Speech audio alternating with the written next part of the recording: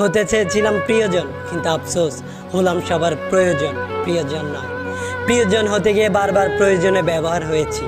কিছু মানুষ প্রয়োজনে প্রিয়জন বানিয়ে স্বার্থ শেষে আবার দূরে ঠেলে দিয়েছে। হ্যাঁ, আমি সেই মানুষটা যে কখনো কারো প্রিয় হতে পারিনি, না বন্ধু বান্ধবের, না নিজের প্রিয় মানুষটা। আমার বন্ধু বান্ধবের সংখ্যাটা অনেক বড়, কিন্তু সেটা আমার দিক থেকে, তাদের দিক থেকে নয়। কারণ যাদেরকে আমি বন্ধু ভাবতাম তাদের কাছে আমি ছিলাম নিতান্তই সাধারণ একটা মানুষ।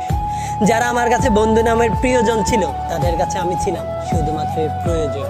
তাদের বিপদে সবসময় তাদের পাশে দাঁড়ানোর চেষ্টা করেছি, কিন্তু আমার বিপদে তাদেরকে কখনোই পাশে পাইনি। তবুও বন্ধুত্বের খাতিরে তাদেরকে কখনোই হারাতে চাইনি। বন্ধু নামে সেই মানুষগুলোই তাদের প্রয়োজন হলে আমাকে বুকে জড়িয়ে নিত, আবার প্রয়োজন শেষ হয়ে গেলেই সেই মানুষগুলোর কাছ থেকে অবহেলা সহ্য করতে হতো। নিজের প্রিয় মানুষটাকে অনেক বেশি ভালোবাসতাম, কিন্তু তার বিনিময়ে সবসময় অবহেলা পেতাম।